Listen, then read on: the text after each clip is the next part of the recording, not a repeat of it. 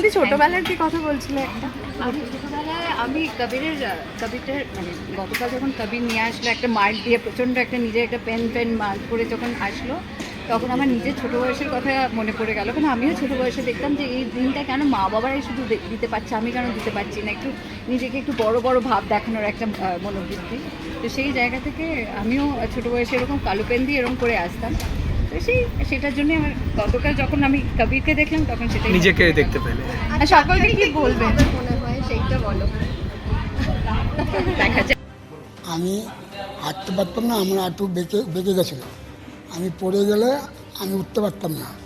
আমি এখানে আসি অনুত্তম নার্সিংহোমে এসেছি, অনমাল্য দে তার কাছে আমি এসেছি, তখন আমার চিকিৎসা করে। আমি চিকিৎসাতে আমি ভালো হয়েছি, আজকে আমি হাঁটতে পারছি, আমার অসুবিধা আর হয়নি। উনি 15 দিন আগে আমার কাছে এসেছিলেন, দুটো পাই একবারেই মানে বেঁকে গিয়েছিল, যাকে আমরা ফিক্সড ফ্লেক্সন ডিফর্মিটি বলি। উনি হাঁটতেও পারছিলেন না, তো আমরা দুটো হাঁটুই ওনার প্রতিস্থাপন করি এবং স্বাস্থ্যসাথী কার্ডের মাধ্যমেই হয়। তো এর পরবর্তীকালে উনি আজকেই হাঁটা শুরু করলেন এবং দুটো হাঁটুই সোজা হয়ে গেছে এবং উনি স্বাভাবিকভাবেই হাঁটতে পারছেন।